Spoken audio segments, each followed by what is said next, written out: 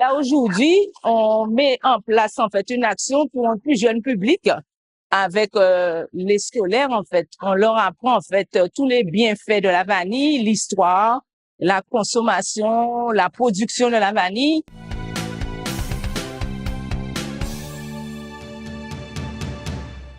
Je suis vice-présidente en charge du tourisme à la communauté d'agglomération Nord-Basse-Terre.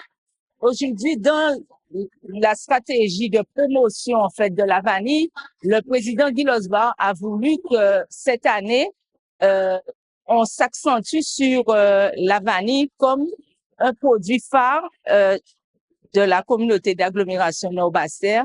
Donc, à cet effet, on a mis en place de nombreux événements, c'est-à-dire dès le mois de janvier, on a eu un congrès international de la vanille. Après la fête de la vanille à la Ramée Sainte-Rose, on a eu les jeudis de l'agroforesterie avec l'association de promotion de l'agroforesterie de la Guadeloupe.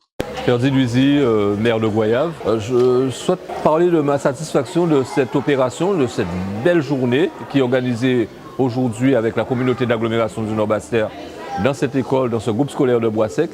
Où on a fait découvrir la vanille aux enfants sous tous ses aspects.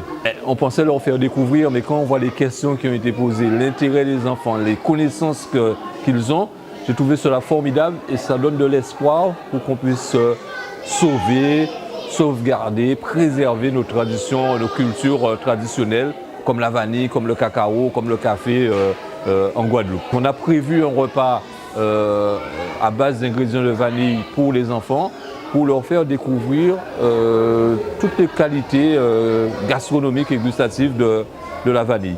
On va poursuivre, on ira encore plus loin, puisque cette école qui est située dans une zone rurale, on va l'ouvrir aussi sur des jardins en nous, jardins créoles.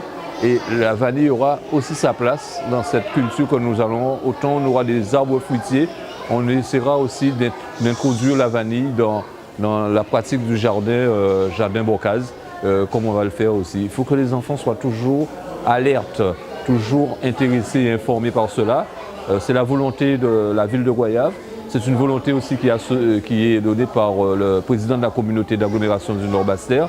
Et je me ravis que cette synergie entre nos deux institutions, nos deux collectivités, puisse donner ce type de résultat. Merci aux acteurs économiques, merci à l'association aussi l'APAGOA qui œuvre en matière de préservation, de valorisation de la vanille. Merci aux éducateurs, au monde enseignant et à tous ceux qui ont accompagné les enfants pour ce moment que je trouve formidable que nous avons vécu. Et les enfants nous ont donné quelque chose qui est incroyable.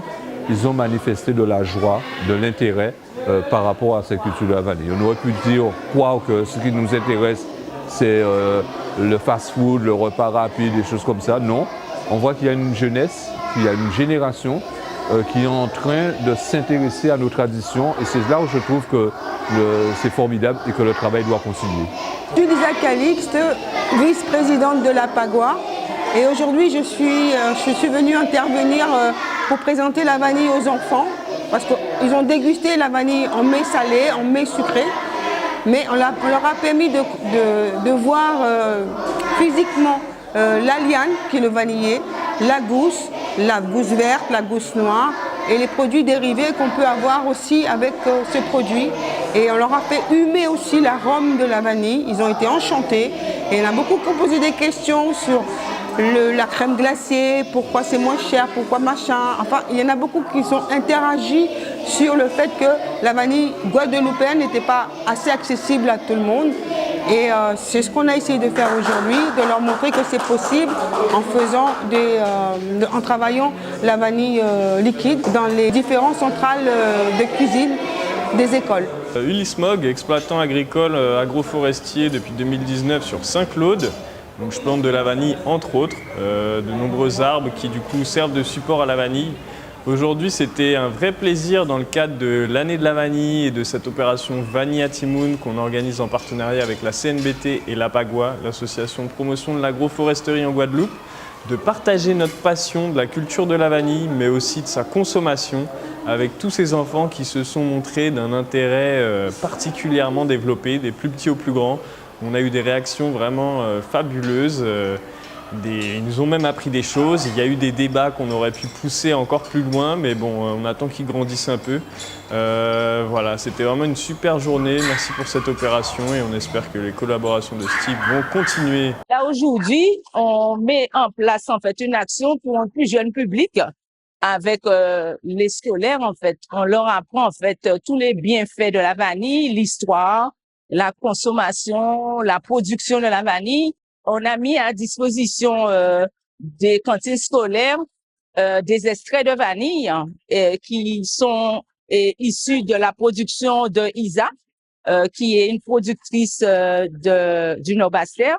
On a mis à disposition des écoles 10 litres de vanille, d'extrait de vanille.